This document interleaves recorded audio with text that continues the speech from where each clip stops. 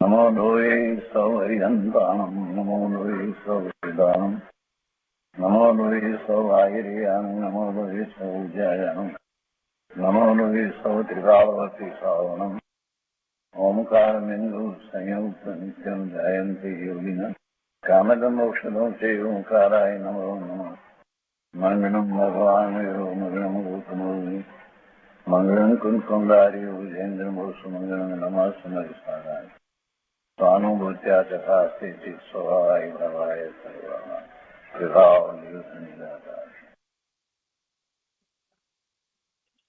અધ્યાત્મ પ્રેમી પંડિત શ્રી દોલતરામજી કૃત 6 ઢાળા અને પૂજ્ય ગુરુદેવ કાંજી સ્વામીના 6 ઢાળા ઉપરના પ્રવચનો સહિત આપણે 6 ઢાળાનો સ્વાધ્યાય કરી રહ્યા છીએ. 6 ઢાળાના સ્વાધ્યાયમાં ત્રીજી ઢાળ ની 10મી ગાથા સુધી સ્વાધ્યાય પૂરો કર્યો છે. હવે આજે 11મી ગાથા લઈએ છીએ. સમ્યક્તોના 25 દોષ અહીંયા મૂળ ગ્રંથમાં એમ લીધું છે. ત્રીજી ઢાળની 11મી ગાથા આ રીતે છે. વસ્તુ મદ ટારી નિવારી ત્રિષઠતા સત અનાયતન ત્યાગો શંકા આદિક વસુ દોષ વિના સંવેગાદિક ચિત્ત પાગો अष्ट अंग अरु दोष 25 तीन संक्षेप कहिए तीन जाने तई दोष गुणन को कैसे तजिए कहिए. જાણ્યા વગર દોષ અને ગુણ ને કેવી રીતે તજી શકાય અને કેવી રીતે ગ્રહી શકાય એ જાણવું જરૂરી છે. તો એના અન્વયાર્થમાં કહે છે કે વસુ મદ ટારી 8 મદનો અભિમાનનો ત્યાગ કરીને ત્રિષઠતા નિવારી 3 પ્રકારની મૂંઢતાને હટાવીને નિવારીને સટ અનાયતનો ત્યાગો અને 6 અનાયતનોનો ત્યાગ કરવો જોઈએ. અનાયતન આયતન એટલે રહેવાના સ્થાન, અનાયતન એટલે જ્યાં રહેવાના સ્થાન નથી જીવને એ આ વિભાવ ભાવમાં રહે છે બધા અનેક પ્રકારે ગુરુ કુદેવ કુશાસ્ત્ર આ બધું જે છે એ અનાયતન છે.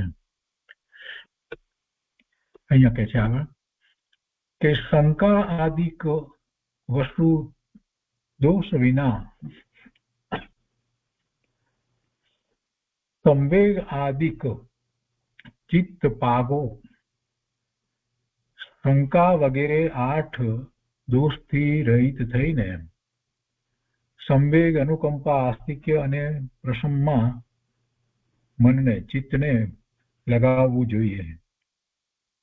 હવે સંકિતના 8 અંગની વાત કરે છે કે સંકિતના અષ્ટ અંગ અરુ 8 અંગ અને 25 દોષ સંક્ષેપ કહીએ અને 25 દોષને સંક્ષેપમાં કહેવામાં આવે છે. કારણ કે બિન જાણે તઈ દોષ કૈસે તજીએ, તે જાણ્યા વિના દોષને કેવી રીતે છોડીએ, અને ગુણન કો ગઈએ અને એ જાણ્યા વિના ગુણોને કેવી રીતે ગ્રહણ કરીએ. ભાવાર્થમાં કહે છે 8 પ્રકારના મત, 3 મૂળતા, 6 અનાયતન અધર્મના સ્થાનો અને 8 શંકા આદિ દોષ આ પ્રમાણે સમ્યક્તના 25 દોષો છે. સંવેગ અનુકંપા આસ્તિક્ય અને પ્રશમ સમ્યક દ્રષ્ટિને હોય છે. સમ્યક્તોના અભિલાષી જીવે આ સંકિતના 25 દોષોનો ત્યાગ કરીને તે ભાવનાઓમાં મન લગાવવું જોઈએ. આમાં 4 લીધા છે ને, સંવેગ અનુકંપા આસ્તિક્ય અને પ્રશમ. એક બીજું નિર્વેદ સાથે હોય છે અને એ 5 દ્વારા સમ્યક દ્રષ્ટિનો આપણને ખ્યાલ આવે છે એ હોય છે. અને પેલા 25 દોષ જે છે એમાં તો 8 જે સમ્યક્તના અંગ પ્રગટ થાય છે એનાથી વિરુદ્ધ 8 જે છે એ શંકા આદિ દોષ છે. અને એ સિવાય 8 પ્રકારના મદ અભિમાન, 3 પ્રકારની મૂળતા અને 6 પ્રકારના અનાયતનો. કુગુરુ, કુદેવ, કુશાસ્ત્ર અને એના માનનારાઓ એટલે 6 પ્રકાર એમાં થાય છે. તો એ બધું આપણે જાણીએ છીએ.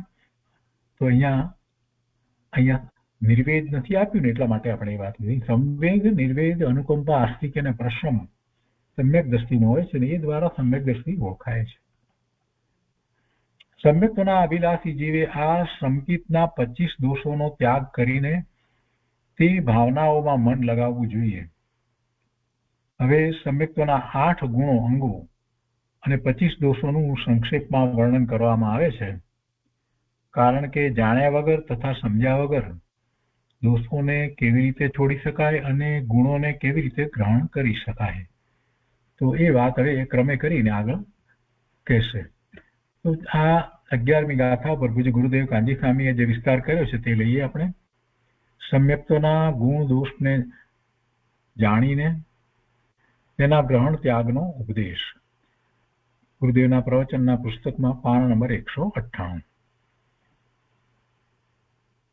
નિશ્ચય સમ્યક દર્શનની સાથે 7 તત્વની શ્રદ્ધા, સાચા દેવગુરુ ધર્મની શ્રદ્ધા અને 8 અંગનું પાલન વગેરે વ્યવહાર કેવો હોય તે બતાવ્યું અને તેને ધારણ કરવાનું કહ્યું. હવે 25 દોષ બતાવીને તેનો ત્યાગ કરવાનું કહે છે. તો 11મી ગાથા ઉપર ગુરુદેવ વિસ્તાર કરતા કહે છે કે આ વ્યવહાર સમ્યક દર્શનમાં પણ દોષ રહિત હોવાની વાત છે. વ્યવહાર સમ્યક દર્શનમાં દોષ ન હોવો જોઈએ. ગમે તે રીતે માન્યતા કરીએ અને એને વ્યવહાર સંકિત ન કહેવાય. જાતિ ભેદ વગેરે 8 મદ, દેવ મૂઢતા વગેરે 3 મૂઢતા, કુદેવ 6 અનાયતન અને શંકા આદિ 8 દોષ, એ પ્રમાણે કુલ 25 દોષ છે. તેને ઓળખીને ટાળવા જોઈએ અને સંવેગ વગેરેમાં ચિત્તને જોડવું જોઈએ. આ રીતે નિશંકતા વગેરે 8 અંગને પાળવાનું અને શંકા વગેરે 25 દોષને ટાળવાનું કહ્યું છે. હવે પ્રશ્ન અહીંયા થાય કે પેલા 8 અંગ તો નિશંકતિ, નિકાંક્ષિત, નિર્વિચિકિત્સા, આ અમૂઢ દ્રષ્ટિ, આ બધા જે છે એ તો જયારે સમ્યક તો થાય ત્યારે એવા અંગ પ્રગટ થાય છે ને, તો એ પહેલા એને પાળવાનું કેમ કહ્યું? આવો એક પ્રશ્ન સામાન્ય થાય. તો જે સાચો મુમુક્ષુ છે એને આ સમ્યક્તના 8 અંગ જે પ્રગટ થાય છે એનો એને અભ્યાસ કરવો જોઈએ અને એ સાથે પેલા 25 દોષ છે એનો પણ એને અભ્યાસ કરવો જોઈએ. અને જે અંગ પ્રગટ થાય છે એ તો સમ્યક શ્રદ્ધા નિશ્ચયથી સમ્યક તો થયા પછીથી થાય છે, પણ એ જાણે છે તો એ પ્રમાણે શુભ ભાવે તો વર્તી શકે છે અને એને કારણે એને વિકલ્પો કેટલાય ઓછા થઈ જાય છે. એટલે એ જે કહેવામાં આવ્યા છે નિશંકતિ એટલે શંકા ન હોય, એટલે એ પોતે જ્યારે મોક્ષ માર્ગમાં જીવ પદાર્પણ કરે છે તો પછી જે એને સમ્યક દર્શન થતા જે પ્રગટ થવાનું છે એ તો પૂરેપૂરી અનુભવ સહિતની શ્રદ્ધાપૂર્વક થવાનું છે. પણ એ પહેલા જ્યારે દેવગુરુ શાસ્ત્રનું સ્વરૂપ અને 7 તત્વ 9 પદાર્થનું સ્વરૂપ જે રીતે સમજે છે તો એ જ રીતે આ 8 અંગ જે છે એ પણ એને સમજવા જોઈએ. એટલે એ મહત્વનું છે. એટલે અહીંયા એ રીતે વાત લીધી કે 8 અંગને પાળવાનું કહેવામાં આવ્યું. સમ્યક દર્શન થયા પછી તે અંગને પાળે એટલે એને દોષ પછી ન થાય, આ બધી વાત હોય છે. અને શંકા વગેરે 25 દોષને ટાળવાનું કહ્યું એમાં પણ એ જ વાત છે કે જાણતા હોઈએ કે આ બધા દોષ કહેવાય તો એનાથી આપણે બચીએ. કેમ કે આપણું દેહ, મુમુક્ષુનું દેહ તો નિશ્ચયથી સમ્યક દર્શન પ્રગટ કરી અને આગળ વધીને ચારિત્રક લેવાનું છે. અહીંયા કહે છે કે પરંતુ ગુણ અને દોષનું સ્વરૂપ જાણ્યા વગર ગુણનું ગ્રહણ અને દોષનો ત્યાગ ક્યાંથી થાય? તેથી હવેની ગાથામાં ગુણ દોષ બંનેનું સ્વરૂપ ઓળખાવે છે. તે જાણીને ગુણનું ગ્રહણ કરવું અને દોષનો ત્યાગ કરવો. એને પ્રશ્ન થાય કે ગુણનું ગ્રહણ કરવું એ કેવી રીતે? આત્માના ગુણ તો છે ને, આત્મામાં અનંત ગુણ છે તો આપણે ગુણનું શું ગ્રહણ કરવું? સમ્યક્તાનો પુરુષાર્થ કરીએ એટલે આપોઆપ પછી અનુભૂતિ થાય, ગુણોનો ખ્યાલ આવી જાય. તમે ગુણનું ગ્રહણ શું કરવું? એનો ઉપયોગ બહારમાં ફરે છે તે વખતે શુભ અને અશુભ બે પ્રકારે થાય છે, મુમુક્ષુને પણ. તો એને અશુભમાં ન જવું અને શુભમાં રહેવું. તો શુભમાં કેવા પ્રકારે રહેવું એનું અહીંયા આ માર્ગદર્શન છે. એટલે એમ ગુણને ગ્રહણ કરવા, પોતાને આ બધું પોતાના સ્વરૂપ છે એટલે એ પ્રમાણે જ પોતાને કોઈ અંદરમાં શંકા થાય એવો ગુણ નથી એટલે પોતે તો નિશંક જ છે. પોતાની અંદરમાં કોઈ ઈચ્છા થાય એવો ગુણ નથી એટલે પોતે તો એ ઈચ્છા રહિત છે, નિકાંક્ષિત છે. એવી રીતે બધા 8 ગુણની જે વાત કરવામાં આવી છે એ એમ પોતે એની દ્રઢતા કરવી. એટલે એ જાણી અને એમ ગુણનું ગ્રહણ કરવું અને દોષોનો ત્યાગ કરવો. સમ્યક દર્શનને માટે કયા ભાવો દોષરૂપ છે તેને ઓળખે તો એ દોષનો ત્યાગ કરે, અને સમ્યક દર્શનને માટે કયા ભાવો ગુણરૂપ છે તેને ઓળખે તો તેનું સેવન કરે. દોષને ઓળખે જ નહીં તો કઈ રીતે છોડે? એને ખબર જ કેવી રીતે પડે કે આ દોષ કહેવાય? અને ગુણને ઓળખે જ નહીં તો કઈ રીતે ગ્રહણ કરે? માટે ગુણનું ગ્રહણ અને દોષનો ત્યાગ કરવા માટે તે બંનેનું સ્વરૂપ જાણવું જોઈએ. દોષને દોષ રૂપે જાણવા તે કાંઈ દોષનું કારણ નથી. દોષને દોષ રૂપે જાણવા તે કાંઈ દોષનું કારણ નથી. એને જાણીએ તો કઈ દોષ થાય છે? ના, દોષને દોષ રૂપે જાણીએ.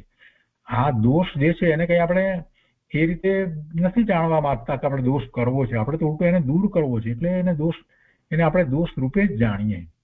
અભિમાન વગેરે જે કંઈ વાત લેવામાં આવી તો એનો આપણે અભ્યાસ કરીને છેવટે એને દોષ રૂપે માનવાના છે. દોષ રૂપે એની સવિકલ્પ શ્રદ્ધા કરવાની છે, એને દોષ રૂપે જાણવાના. તો એમાં દોષ જાણવાથી કઈ આપણને દોષ થઈ જાય એવી વાત હોતી નથી. ઉલટું આપણને ખ્યાલ આવે અને એને લીધે દોષથી બચવાનું થાય. દોષને જાણતા ત્યાં જ અટકી જાય અને ગુણ સ્વભાવને ગ્રહણ ન કરે તો તેને દોષ ન ટળે. બીજી વાત લીધી, દોષને જાણે ને એમાં અટકી જાય અને ગુણ સ્વભાવને ગ્રહણ ન કરે તો તેને દોષ લાગે ને દોષ ટળે નહીં અને ગુણ ગ્રહણ થાય નહીં, ગુણ પ્રગટે નહીં. પણ દોષને પણ જાણવા જોઈએ, છોડવા માટે જાણવાના છે, એમાં ન જવા માટે જાણવાના છે, અને ગુણને આચરણ માટે જાણવાના છે.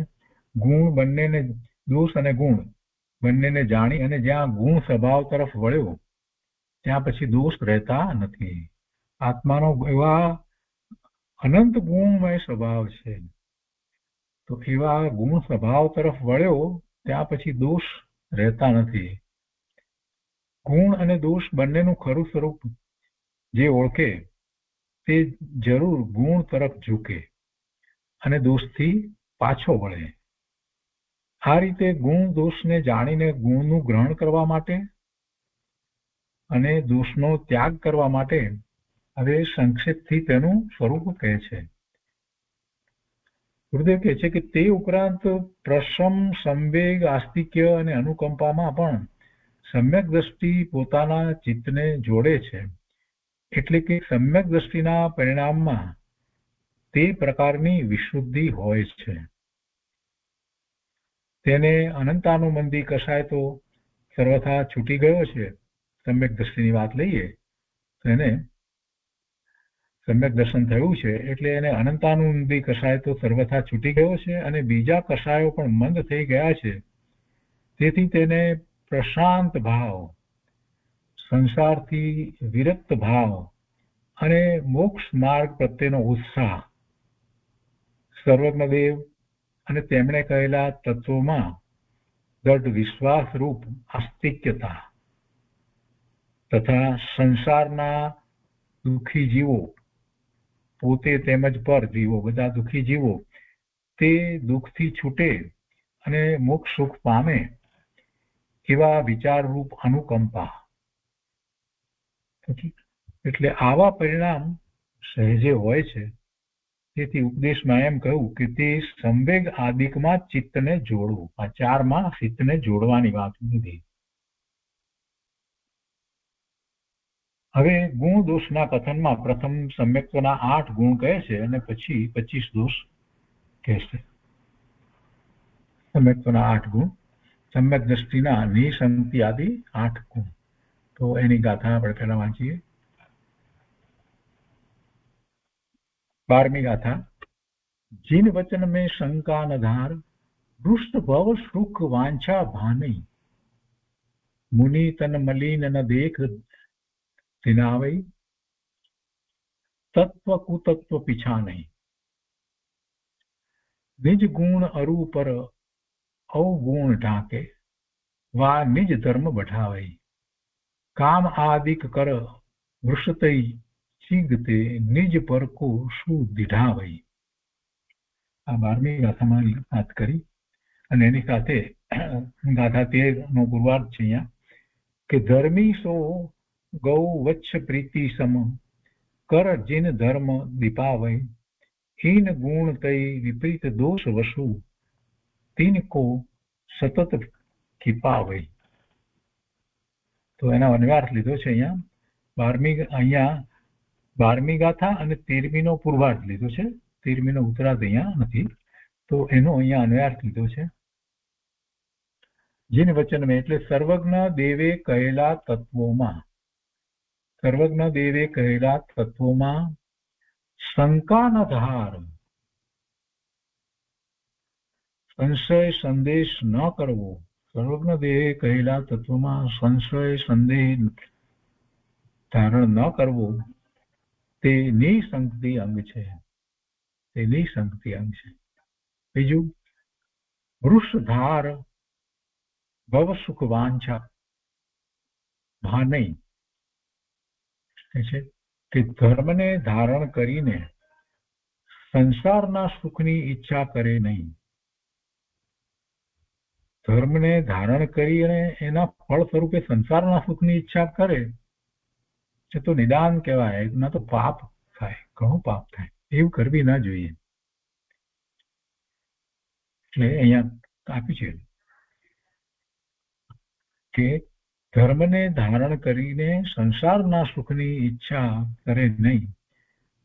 તો હવે આમાં પહેલું જે કહેવામાં આવ્યું સંશય, ભગવાનની વાણીમાં સંશય સંદેહ ધારણ ન કરવો તે નિસંગતિ અંગ છે.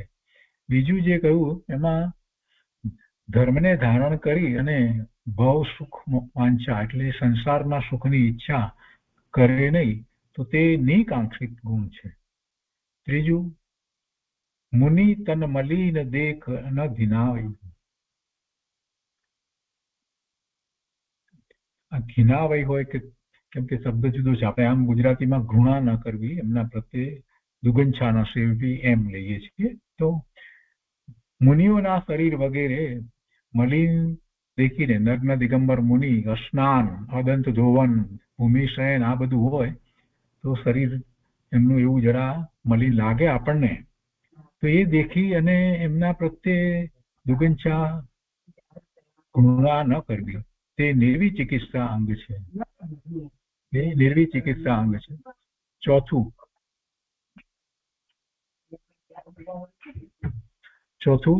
તત્વ કુતત્વ પીછા નહીં. એટલે કે છે કે સાચા અને જૂઠા તત્વોની ઓળખાણ રાખે તે અમૂઢ દ્રષ્ટિ અંગ છે. મૂઢતા છોડવી તે અમૂઢતા. મૂઢતા કોને છે? જેને તત્વની ખબર નથી એને મૂઢતા છે.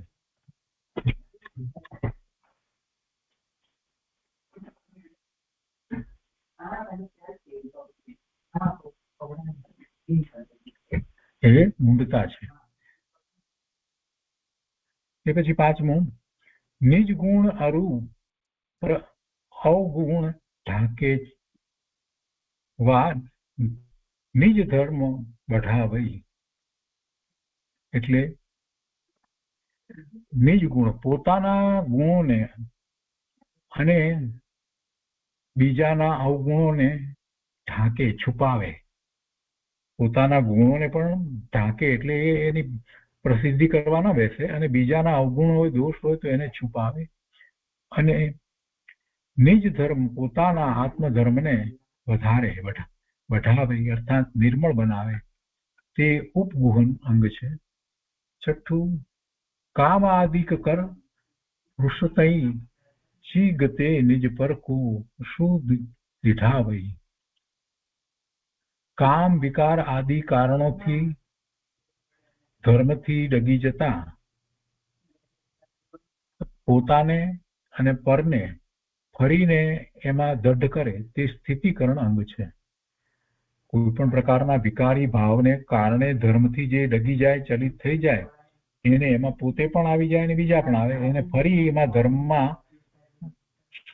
દઢ કરે એ સ્થિતિકરણ અંગ છે. સાતમું છે, ધર્મી શો ગો વચ્છ પ્રીતિ સમ કર, એટલે પોતાના સહધર્મી જનોથી વાછરડા ઉપર જેમ ગાયની પ્રીતિ હોય છે એ માફક પ્રેમ રાખવો તે વાત્સલ્ય અંગ છે. અને આઠમું છે, જીન ધર્મ દીપાવઈ પ્રભાવના અંગ, એ પ્રભાવના અંગની વાત છે કે જૈન ધર્મની શોભા વધારવી તે પ્રભાવના અંગ છે. ઈન ગુણ તઈ આઠ વિપરીત વસુ દોષ તિનકો સતત ખીપાવઈ, અને આનાથી વિરુદ્ધ એ બધા 8 દોષ છે. આ ગુણ છે, આ ગુણથી ઉલટા 8 દોષ છે, તો તે દોષોને હંમેશા દૂર કરવા જોઈએ.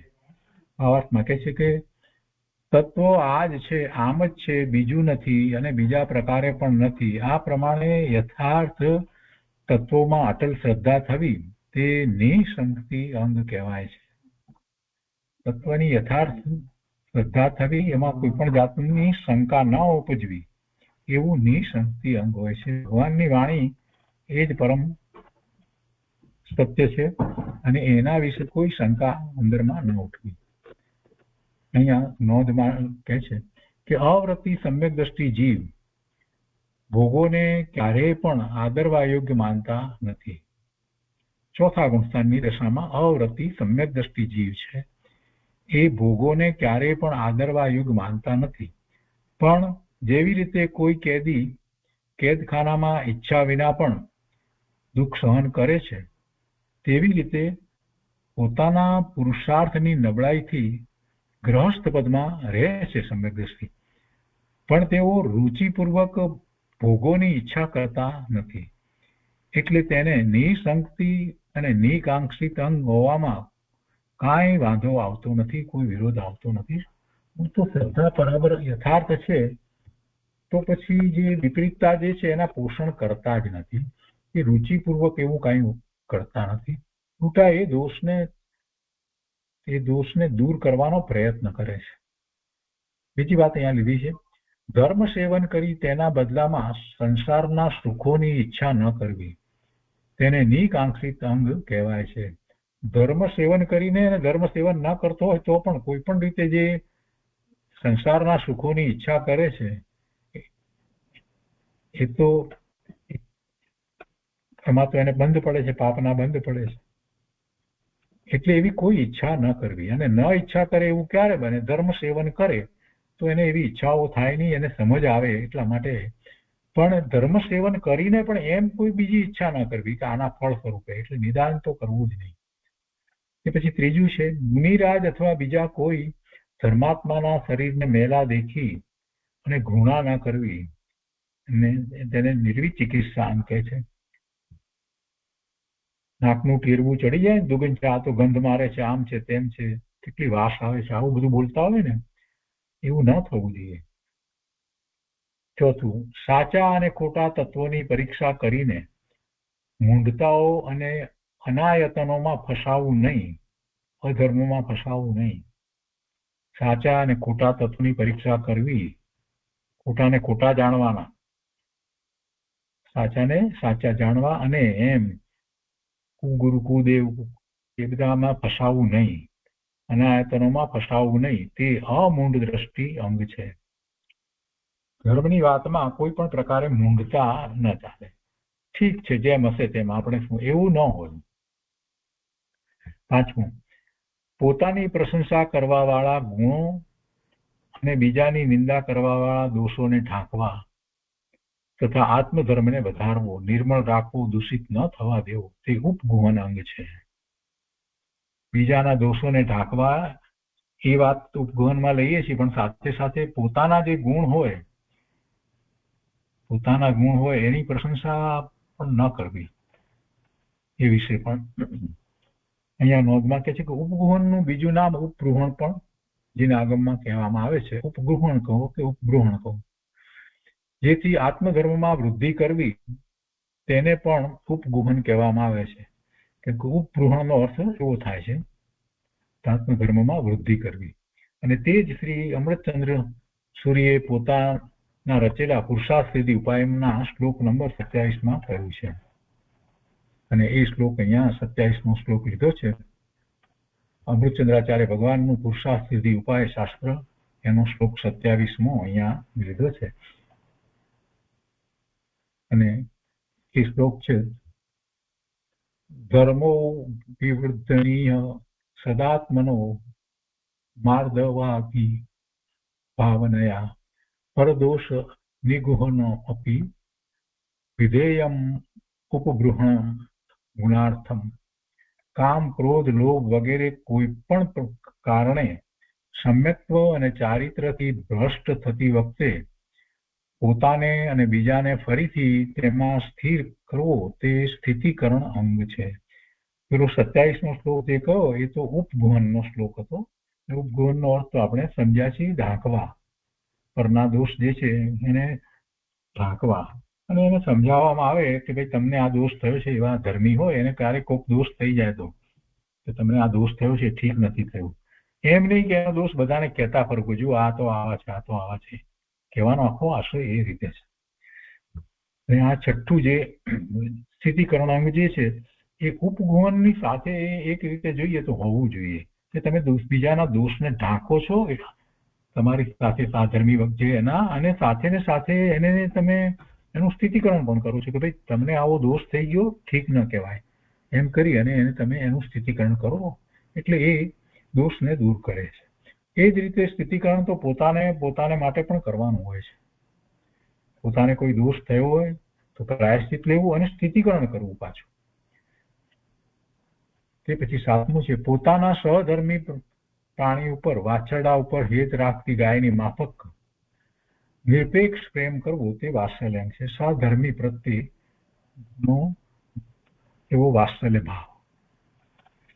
8મું, અજ્ઞાન અંધકારને હટાવીને વિદ્યા, બળ વગેરેથી શાસ્ત્રોમાં કહેલ યથાયોગ્ય રીતિ પ્રમાણે, પોતાના સામર્થ્ય પ્રમાણે જૈન ધર્મનો પ્રભાવ પ્રગટ કરવો તે પ્રભાવના અંગ કહેવાય છે. આ બધાના જે પરમાર્થ અર્થ 8 જે રીતે આપ્યા છે એ બધું તો પોતાને વિશે જ કહેવામાં આવ્યું છે. જેને પરમાર્થે અથવા તો નિશ્ચયથી જે કહેવામાં છે 8 વસ્તુ જે છે એને પોતાને વિશે જ કહેવામાં આવી છે. એટલે આ પ્રભાવના એમ જ છે, પોતાને જ પ્રભાવના કરે કે ધર્મ તો પોતે પામવાનો છે, બાકી એ કાંઈ આ ધર્મના પુસ્તકો આપીએ એટલે પ્રભાવના થઈ જાય એવું વસ્તુ સ્વરૂપ નથી. પણ સામાન્ય રીતે એ કહેવાય કે ધર્મની વાત જે છે એ તમે એટલા અંદર ઊંડા ઉતર્યા હોય ને તમને એટલો રસ પડ્યો હોય ને તમે એમાં એ માર્ગમાં હો તો સરળતાથી એ વાત બીજાને પહોંચાડવી એ પ્રભાવના છે. ભગવાન દ્વારા આપણને આ પ્રાપ્ત થયું છે તો આપણને કંઈક પ્રાપ્ત થયું હોય એ બીજાને આપવું, ગોપ્યા વિના આપવું, છુપાવ્યા વિના આપવું. એમ ના હોય ઈર્ષા તો હું આ વાત કરી દઈશ તો પેલો મારા કરતા આગળ વધી જશે, એવો વિકલ્પ ન હોય. અહીંયા કહે છે કે આ ગુણો અંગોથી ઉલટા, એનાથી ઉલટા એ શંકા, અંક્ષા, વિચિકિત્સા, નિર્વિચિકિત્સાથી વિરુદ્ધ વિચિકિત્સા, મૂઢ દ્રષ્ટિ, ઉપગુહનને બદલે અનુપગુહન એટલે ઢાંકવાની, દર્શાવવા બીજાના દોષોને, અસ્થિતિકરણ, અવાત્સલ્ય, અપ્રભાવના, આ સમ્યકમાં 8 દોષ છે અને તેને હંમેશા દૂર કરવા જોઈએ. તો આ 13માનો એ પુરવાર થયો અને 12મો એ 2 દોઢ ગાથા આમાં થઈ. હવે પૂજ્ય ગુરુદેવે આની ઉપર જે વિસ્તાર કર્યો છે તે આપણે લઈએ છીએ કે 12મી ગાથા અને 13મીનો પૂર્વાર્ધ. 8 અંગ સહિત સમ્યક્ત્વ ધારણ કરવાનું કહ્યું. તે 8 અંગ એટલે કે 8 ગુણ કયા કયા છે તે કહે છે. ગુરુદેવ કહે છે કે પરદ્રવ્યોથી ભિન્ન પોતાના શુદ્ધ એકત્વ સ્વરૂપની રુચિ, પ્રતીત, શ્રદ્ધા તે સમ્યક્ત્વ છે. તેનો અદ્ભુત મહિમા છે. એવા સમ્યક દર્શનની સાથે શંકા આદિ 8 દોષના અભાવરૂપ નિશંકતા વગેરે 8 ગુણ હોય છે અને તેનું આ વર્ણન છે. તો પહેલું, જીન વચનમાં શંકા ના કરવી. જીન વચનમાં શંકા ના કરવી. ક્યારેક આપણને વાંચતા હોઈએ શાસ્ત્ર તો આશંકા થાય કે આ આવી રીતે કેવી રીતે હશે, એટલે કે સમજવા માટે જે થાય છે એને આશંકા કહેવાય. પણ કોને ખબર શું હશે, હું નથી માનતો, આવું હોય નહીં, વગેરે વગેરે રીતે જે બોલાય છે, કહેવાય છે, તો એ બધી વાત ઠીક નથી. જીન વચનમાં એવી કોઈ શંકા રાખવી ન જોઈએ. શાસ્ત્રની વાતમાં પણ એવી રીતે શંકા ન રાખવી જોઈએ. આચાર્ય ભગવાને જેની રચના કરી હોય એમાં પછી એમ નહીં કે આ બરાબર નથી વગેરે. જીન વચનમાં શંકા ના કરવી. જીનવાણીમાં ક્યારેય શંકા ના કરવી. હા, એ વાત બરાબર છે કે જીનવાણીના નામે કાંઈક બીજું કોઈકે લખી નાખ્યું હોય તો બરાબર પરીક્ષા કરી અને ખાતરી તો કરવી જોઈએ, પણ જીન વચનમાં શંકા ના કરવી. જીનેશ્વર ભગવાનની વાણીમાંથી આ જે શાસ્ત્રોની રચના થઈ છે એમાં કોઈ શંકા કરવા જેવું નથી. આપણો ક્ષયોક્ષમ ઓછો હોય તો આપણને કેટલીક વાતમાં વાત જલ્દી સમજાય નહીં, પણ આગળ જતા પછી સમજાય. એટલે એ વખતે એમ રાખવું કે મને અત્યારે નથી સમજાતું પણ આગળ મને સમજાશે, એમ ધ્યાન રાખવું. અને એવું જ બને છે. આગળ જતા એમાં જ આગળ વધીએ છીએ એટલે પછી જે વાત પહેલા ન સમજાતી હોય પછી બહુ સરળતાથી સમજાય છે. અને જે સમજાયેલી વાત હોય એમાં પરમાર્થે શું કહેવા માંગે છે એ પણ ક્યારેક એવું સમજાઈ જાય છે કે જાણે ચમત્કાર થઈ ગયો એવું લાગે આપણને. કે આવી વાત, આનો તો આવો અર્થ થાય છે, અંદરમાં આપણને એવો ખ્યાલમાં આવી જાય છે. જીન વચનમાં શંકા ના કરવી એ તો બહુ મોટી વાત છે. ધર્મના ફળમાં સંસાર સુખની ઈચ્છા, વાંછા ન કરવી, ક્યારેય ન કરવી. ધર્મના ફળ એટલે શુદ્ધ ભાવનું ફળ તો સમ્યક દર્શન છે. એમાં તો કઈ બીજી વાત હોતી જ નથી. શુદ્ધ ભાવે જીવ થાય એટલે આત્માનું સ્વરૂપ એ અનુભવ સહિત જાણે છે ત્યારે એના પરિણામ થાય છે. તો નિર્મળ પરિણામ રત્નત્રયના પરિણામ થાય છે. પણ બીજા એવો પુરુષાર્થ કરતો હોય તો એના બીજા પ્રકારે એવા ઉત્કૃષ્ટ પ્રકારના શુભ ભાવ હોય તો એ શુભ ભાવના ફળ માટેની કોઈ ઈચ્છા ના કરવી. ત્રીજું, મુનિનું મલિન શરીર વગેરે દેખીને ધર્મ પ્રત્યે ઘૃણા ના કરવી.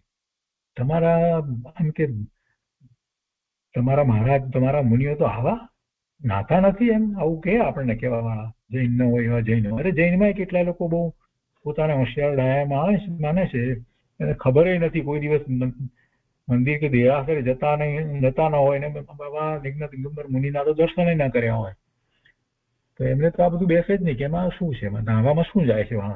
આવી દલીલ કરે. સત્તા તો રાખવી જોઈએ ને. એવો કેવો ધર્મ તમારો? આ બધું અમે નથી માનતા. અરે કોઈક તો વળી એવું કહેવા વાળા છે કે આવું નગ્ન દિગંબર પણ નગ્ન શું કરાવ હોય, નગ્ન રહેવાની શું જરૂર છે, આવું બોલવા વાળા છે જૈનમાં. એ ભાઈ પોતાને જૈન કેવડાવતા હોય પણ એ જોઈ અને એમનો એવા નગ્ન દિગંબર મુનિને જોઈ અને એમના પ્રત્યે કોઈ પણ પ્રકારે ઘૃણાનો ભાવ ન કરવો, કોઈ રીતે ન કરવો. મુનિનું મલિન શરીર જોઈને પણ ના કરો ને મલિન ન હોય તો પણ કેટલાકને નગ્નતા જોઈને એવો ઘૃણાનો ભાવ કે એવો દુગંછાનો ભાવ આવી જાય, એવું ન હોય. એમના પ્રત્યે તો હંમેશા પૂજ્ય ભાવ જ હોવો જોઈએ. મુનિ, નગ્ન દિગંબર મુનિ પ્રત્યે હંમેશા પૂજ્ય ભાવ જ હોવો જોઈએ. ચોથું, તત્વ અને કુતત્વ, વિતરાગદેવ અને કુદેવ વગેરેના સ્વરૂપની ઓળખાણ કરવી. સાચા ધર્મ અને ખોટો ધર્મ કેવા માત્ર એ બધાની પણ ઓળખાણ કરવી. એવા સાચા ગુરુ અને કુગુરુ એની પણ એવી રીતે ઓળખાણ કરવી. તો એ બધામાં મૂંઢતા ન રાખવી કે ઠીક છે જે હશે તે, એવો વિકલ્પ ન લાવવો. આ ગુરુ તો હશે, જે હશે તે આપણે શું છે એમ નહીં. સાચા ગુરુ પરીક્ષા પોતે કરવાની છે, એટલે કંઈ એમની પરીક્ષા લેવા ના જવું, પણ એમની વાણી દ્વારા આપણને ખ્યાલ આવે, એમનું બાહ્ય જે આચરણ વગેરે અને એમની વાણી જે કહેતા હોય એમાંથી આપણને ખ્યાલ આવે કે આ સાચા ગુરુ છે. દેવમાં તો સાચા દેવ હરિયન દેવ સિદ્ધ પરમાત્મા એ જ સાચા દેવ છે. એ સિવાય બીજા દેવને માનવાના ના હોય, બીજા કોઈ દેવ હોતા નથી. આ બધા માને છે ને, બધા ભવનપતિ વગેરે દેવોને એની બધી પૂજા વગેરે કરે ને એના અનુષ્ઠાનો કરે ને બધું કેટલું બધું ચાલે છે. ભાઈ એમ ન હોય, એમાંના બધા કઈ સમ્યક દ્રષ્ટિએ નથી, એ સમજવું જોઈએ. એ જ રીતે તત્વની વાતને પણ સમજવી જોઈએ. જેમ તત્વ છે તેમ જ શ્રદ્ધા હોય. સાયન્સ ભણ્યા એટલે તત્વ બધું ઉડાડી દેવાનું, મેડિકલ ભણ્યા કે એન્જિનિયરિંગ ભણ્યા એટલે બહુ મોટા થઈ ગયા, હોશિયાર થઈ ગયા, આવું બહુ જોવામાં આવે છે અત્યારે વર્તમાનમાં. શાસ્ત્રનો અભ્યાસ કરતા નથી અને એમ પોતાને ખૂબ બુદ્ધિશાળી માને, એટલે 5 ઇન્દ્રિય અને મન સિવાય બીજી કોઈ રીતે કોઈ વસ્તુનો સ્વીકાર જ કરતા નથી. વસ્તુનું સ્વરૂપ જ અતિન્દ્રિય છે, હવે એ ક્યાંથી એને ખ્યાલમાં આવશે? તત્વ, કુતત્વ, વિતરાગ દેવ, કુદેવ, આ બધું જેમ છે તેમ જાણવું જોઈએ, સમજવું જોઈએ. ન ખબર હોય તો જેમને એનો અભ્યાસ હોય એની પાસેથી સમજવું જોઈએ, શાસ્ત્ર અભ્યાસ કરીને સમજવું જોઈએ. પણ મૂંઢતા જ્યાં સુધી હશે ત્યાં સુધી ગમે તે કરે ધર્મ નહીં પામે. એ મૂંઢતા નહીં, અંદરમાં તો હોવું જ જોઈએ કે ના, મને જેમ છે તેમ જીનવાણીની શ્રદ્ધા માટે એવી જીનવાણીનો અભ્યાસ હોય જ, મારે એવો અભ્યાસ કરવો જ છે. જીનવાણીના અભ્યાસ વિના હું રહી જાઉં, આટલા બીજા બધા અભ્યાસ કર્યા, કુવિદ્યાઓ મેળવી અને આ જ રહી જાઉં, એટલે તો જ મૂંઢતા દૂર થાય. એ સિવાય મૂંઢતા જાય નહીં.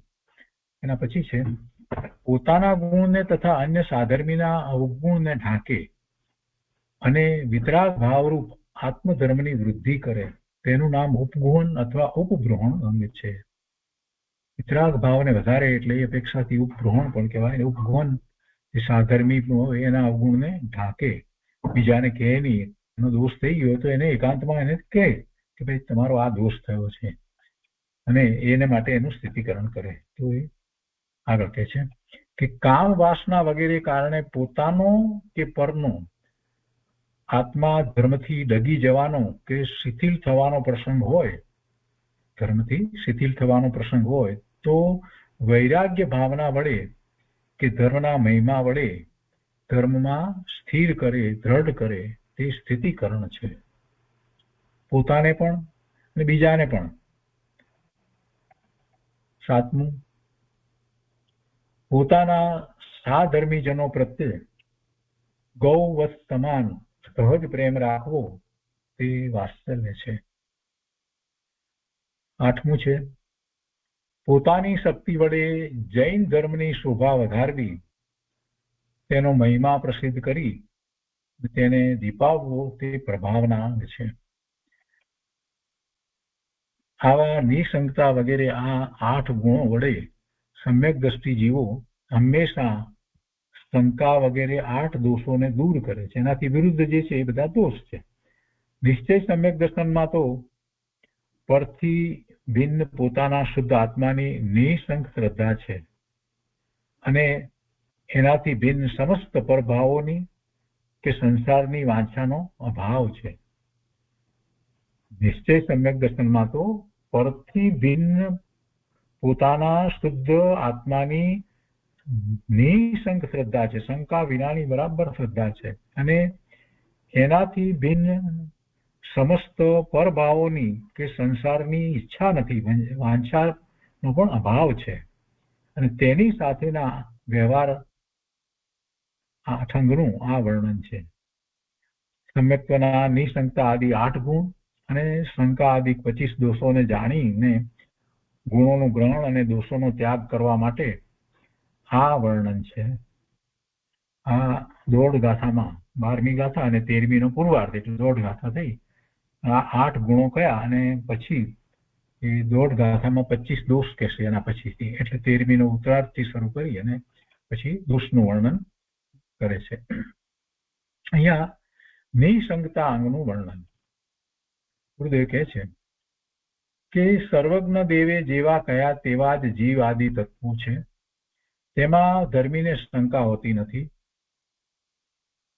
સર્વજ્ઞના સ્વરૂપનો નિર્ણય તો કર્યો છે, એટલે ઓળખાણપૂર્વકની નિશંકતાની આ વાત છે. સર્વજ્ઞના સ્વરૂપનો નિર્ણય, સાચો નિર્ણય તો પોતાના સ્વરૂપનો અનુભવ થાય ત્યારે આવે છે. ત્યાં સુધી સર્વજ્ઞને આપણે માનીએ સર્વજ્ઞ, પણ ખરેખર સર્વજ્ઞનો પુરુષાર્થ આપણને ખ્યાલમાં નથી આવતો. સર્વજ્ઞ તો પોતાના સ્વરૂપમાં સ્થિર થયા છે. આપણે થોડી ક્ષણ માટે પણ જો આપણા સ્વરૂપમાં સ્થિર થઈએ ત્યારે આપણને ખ્યાલ આવે છે કે એ થોડી ક્ષણ સુધી પણ સ્વરૂપમાં રહેવું, એનો પુરુષાર્થ કરવો એ કઈ સામાન્ય પુરુષાર્થ નથી. અને એટલે આપણને સર્વજ્ઞનું સ્વરૂપ ખરેખર ત્યારે સમજાય છે કે ઓહો, હું આટલી થોડી ક્ષણ માટે મારા સ્વરૂપમાં એકાગ્રતા કરીને રહ્યો ત્યારે પ્રભુ તો હંમેશને માટે પોતાના સ્વરૂપમાં સ્થિર થઈ ગયા. પ્રભુનો પુરુષાર્થ, પ્રભુની મહાનતા બધું જ ત્યારે આપણને ખ્યાલમાં આવે છે. એટલે સમ્યક દર્શન થાય ત્યારે જ ખ્યાલ આવે કે આપણે સર્વજ્ઞ પરમાત્માનો પુરુષાર્થ, સર્વજ્ઞ પરમાત્માનું સ્વરૂપ, સર્વજ્ઞ પરમાત્માએ જે પ્રાપ્ત કર્યું, પ્રગટ કર્યું, આ બધાનો ત્યારે ખ્યાલ આવે છે. સર્વજ્ઞના સ્વરૂપનો નિર્ણય તો કર્યો છે એટલે ઓળખાણપૂર્વકની નિશંકતાની આ વાત છે. ઓળખ્યા વગર માની લેવાની આ વાત નથી. જ્યાં સુધી અનુભૂતિ ન થાય ત્યાં સુધી પણ સર્વજ્ઞનું સાચું સ્વરૂપને સમજવાનો ખૂબ પ્રયત્ન કરવો જોઈએ. પર્યંત ભગવાનનું સ્વરૂપની વાત આપણે નમોથોણમનો પાઠ આમનામ બોલી જઈએ પણ ક્યારેય વિચાર નથી કરતા કે એ જે નમોથોણમ ના સૂત્રની અંદર જે કહેવામાં આવ્યું છે એ આર્યન પરમાત્માનું કેવું અદ્ભુત વર્ણન છે. આપણે ભાવ પ્રતિક્રમણ વખતે છેલ્લે પછી આપણે નમોથોણમનો પાઠ બોલીએ છીએ, એના અર્થ બોલીએ છીએ. એ બધા અર્થને બહુ ધ્યાનપૂર્વક વિચારવા જેવા છે કે આવા આર્યન પરમાત્મા એમ થવું જોઈએ. આ જે આમનામ સામાયિક વગેરે કરે છે, અર્થ વગર બોલતા નથી અને પાઠ આવડે છે એટલે સૂત્ર બોલી જાય છે, તો એવો ભાવ કેવી રીતે આવતો હશે? બધા જ બોલે છે, સામાયિક કરે છે, બધા જ બોલે છે નમોથોણમ. અરે એમાં પાછા 2 વખત બોલવાનું હોય, ઘૂંટણ ઊંચો રાખીને બોલવાનું હોય, એ બધું એને ખ્યાલ હોય. પણ એમાં આર્યન પરમાત્મા જે વર્ણન કરવામાં આવ્યું છે એનો એને ખ્યાલ નથી હોતો. આપણી બધી કેવું કહેવાય, આપણને આવું સૂત્ર મળ્યું કે જેમાં ભગવાનની આવી રીતે વાત કરવામાં આવી, આર્યન પરમાત્માનું સ્વરૂપ દર્શાવવામાં આવ્યું હોય, એને સમજવું જોઈએ ને. એ દ્વારા પણ આપણને એના ઊંડાણમાં જઈએ તો આપણને ખબર પડે કે ઓહો, આર્યન પરમાત્મા કેવા. શાસ્ત્રમાં તો ઠેક ઠેકાણે એવા વર્ણન આવે છે, પ્રવચન સારમાં પણ એવી ગાથાઓ આવે છે. તો વાત અહીંયા ચાલે છે કે ઓળખ્યા વગર માની લેવાની આ વાત નથી. જેટલી શક્ય હોય એટલી ઓળખાણ કરવી નહીં અને કોઈ પણ પ્રકારે શંકા તો રાખવી નહીં. પ્રભુના સ્વરૂપને વિશે વળી શું શંકા કરવાની? અહોભાવ સિવાય બીજું કાંઈ ન હોય. અને એવો અહોભાવ પોતાને જયારે સમ્યક્ત થાય છે ને ત્યારે પછી સાચો અહોભાવ પ્રગટે છે. અંદરમાંથી જ પછી સ્તુતિ પ્રગટે છે. કોઈ એને માટે કોઈ કવિતા કરવાની કે એ કરવાની જરૂર નથી. અંદરમાંથી જ અહોભાવ એવો પ્રગટે છે, સ્તુતિ થઈ જાય છે, બધું થઈ જાય છે. નમોથોણમ પણ એ પ્રકારે જોઈએ તો એક પ્રકારે એ પણ સ્તુતિ એમાં છે. ભગવાનના જે સ્વરૂપનું વર્ણન જે આવે છે એવી આપણને અંદરમાં ભાવ થતા જાય એમ એ સ્તુતિ જ થાય છે. એ સિવાય પછી પણ વાત અહીંયા લીધી છે, નિશંકતાની વાત છે ને, શંકા ન કરવી. તો કહે છે કે જીવ શું છે, અજીવ શું છે વગેરે તત્વો તો અર્યંત દેવે કયા તે પ્રમાણે પોતે સમજી અને તેની નિશંક શ્રદ્ધા કરે, કોઈ પણ શંકા ન રહે એવી રીતની શ્રદ્ધા કરે અને કોઈ સૂક્ષ્મ તત્વ ન સમજાય તે વિશે સમજવા માટે જિજ્ઞાસાથી પ્રશ્નરૂપ આશંકા કરે. અહીંયા શંકાની જગ્યાએ આશંકા લખવું જોઈએ. જિજ્ઞાસાથી પ્રશ્નરૂપ આશંકા કરે. તેથી કાંઈ જીન વચનમાં સંદેહ નથી. સર્વજ્ઞ કથિત જૈન શાસ્ત્રમાં કહ્યું છે તે સાચું હશે કે અત્યારના વિજ્ઞાનીઓ કહે છે તે સાચું હશે એવો સંદેહ ધર્મીને રહેતો નથી. પણ સંદેહ વિના આશંકા થાય, આ વસ્તુ નથી સમજાતી તો કેમ હશે, અને એ સમજવાનો વધારે પ્રયત્ન કરે એવા જ્ઞાની પુરુષ પાસે જઈને સમજે. આગળ ગુરુદેવ કહે છે કે જેને સર્વજ્ઞ સ્વભાવ પ્રતીતમાં આવ્યો, પરમ અતિન્દ્રિય વસ્તુ પ્રતીતમાં આવી, તેને સર્વજ્ઞના કહેલા તત્વો 6 દ્રવ્યો ઉત્પાદ, વ્યય, ધ્રુવ દ્રવ્ય ગુણ પર્યાય વગેરે ભલે તે બધા પોતાને પ્રત્યક્ષ ન થાય છતાં તેમાં શંકા ન હોય. આ ઉત્પાદ વય ધ્રુવ દ્રવ્ય ગુણ પર્યાય અને આ 6 દ્રવ્યો 9 તત્વો આ બધી વાતમાં એને કાંઈ શંકા ન હોય. એમાં કાંઈ શંકા તો હોય નહીં. નિશ્ચયમાં પોતાના જ્ઞાન સ્વભાવરૂપ આત્માની પરમ નિશંકતા છે અને વ્યવહારમાં દેવગુરુ ધર્મમાં નિશંકતા છે. જૈન ધર્મ એક જ સાચો હશે કે જગતમાં બીજા ધર્મો કહેવાય છે તે પણ સાચા હશે, એવી જેને શંકા છે તેને તો સ્થૂળ મિથ્યાત્વ છે. ઘણા લોકો કહે ને બધા ધર્મ સરખા, બધા ધર્મ સમાન. પોતે વાણિયાને ઘરે જન્મ્યા એટલે એમ પાછા પોતાને જૈન કેવડાવે ને પાછા એમ કે સર્વ ધર્મ સમાન, બધા ધર્મ બરાબર છે, બધા પોતપોતાનો ધર્મ પાળે છે, એમાં શું છે, બધા સરખા છે, છેવટે ભગવાન તો એક જ છે ને. એમ આવું બોલવા વાળા ઘણા લોકો છે.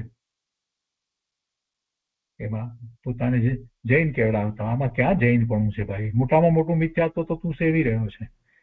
અહીંયા કહે છે કે જૈન ધર્મ એક જ સાચો હશે કે જગતમાં બીજા ધર્મો કહેવાય છે તે પણ સાચા હશે, એવી જેને શંકા છે તેને તો સ્થૂળ મિથ્યાત્વ છે.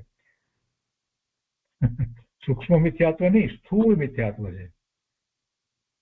તેને વ્યવહાર ધર્મની નિશંકતા પણ નથી. વ્યવહાર ધર્મની નિશંકતા નથી. એનો વ્યવહાર ખોટો, ભલે ને જતો હોય રોજ પૂજા કરવા પણ એ ખોટું. વિતરાગી જૈન ધર્મ સિવાય બીજા કોઈ માર્ગની માન્યતા તો ધર્મીને રૂવાડે ન હોય. કોઈને એમ થાય કે તમે આમ કેમ કહો છો, બીજા લોકો બધા ધર્મ જે પાળતા હોય એમાં શું વાંધો છે? આ વાત તમે વધારે પડતી નથી કહેતા? આવું કહેવા વાળા મળે આપણને. પ્રભુ એનો જવાબ છે એક જ કે જૈનમાં તો જૈન મતમાં દિનેશ્વર ભગવાનની વાણીમાં જે પરમ સત્ય પ્રકાશ્યું છે એમાં તો કોઈ જૈન નથી એવી વાત જ નથી. જેને દિનેશ્વર ભગવાને કહેલું તત્વ, પોતાનું નિજ તત્વ, પોતાનું શુદ્ધ સ્વરૂપ જે છે એનો વિશ્વાસ આવી ગયો છે એ જૈન છે. ભગવાનની આજ્ઞા આમન્યામાં રહ્યો એ જૈન. એને પછી કોઈ નાત જાત સાથે સંબંધ નથી. અરે તિર્યંચ હોય ને તો પણ જૈન કહેવાય, કેમ કે તિર્યંચ એ સમ્યક દર્શન પ્રગટ કરે છે. તો બીજા અન્યની તો ક્યાં વાત રહી? એટલે ગમે તે હોય, એક વખત દિનેશ્વર ભગવાનની વાણીને સાંભળે, એનો સ્વીકાર કરે તો જૈન પણ છે, એમાં ક્યાં ના છે? બીજા વાણિયાને ઘેરે જન્મ્યા હોય એના કરતા એ ઉત્કૃષ્ટ જૈન હોય. ઘણી વાર એવું જ બને છે, પોતાને જૈન કેવડાવતા હોય બસ. ના, એમ નથી. વસ્તુ સ્વરૂપ તો આવું છે. ભગવાને જે વાત કરી છે એમાં જે માને છે એ બધા જૈન છે. અને એ ભગવાન મહાવીર, વર્ધમાન મહાવીર સ્વામી ભગવાન જયારે વિચરતા હતા એ વખતમાં બધા જ લોકો, એમાં કોઈ આખો સમુદાય મનુષ્યનો બધા મોટા ભાગે લોકો બધા ભગવાનની વાણી સાંભળવા માટે જતા, ઉત્સાહપૂર્વક જતા, દોડી દોડીને જતા હતા. પ્રભુ પધાર્યા ખબર પડે એટલે સમુસરણમાં બધા તીર્થંકરના વખતમાં એમ જ હતું કે બીજા તો કોઈ પ્રશ્ન એવા હતા નહીં. અન્ય મતને આન તે બધી વાતો બધી પાછળથી બધી કેટલાક લોકો ચલાવી. અહીંયા કહે છે કે એવી શંકા જેને હોય એને તો સ્થૂળ મિથ્યાત્વ છે અને તેને તો વ્યવહાર ધર્મની પણ નિશંકતા પણ નથી. વિતરાગી જૈન ધર્મ સિવાય બીજા કોઈ માર્ગની માન્યતા તો ધર્મીને રૂવાડે ન હોય. પણ બીજા એવી માન્યતામાં હોય તો એમના પ્રત્યે કઈ ઘૃણા કરે કે તિરસ્કાર કરે એવું ના કરે, પણ એને અંદરમાં એમ થાય કે આ ભગવાનની આ વાતને સમજે તો સારું, એવો અંદરમાં આપણને ભાવ થવો જોઈએ.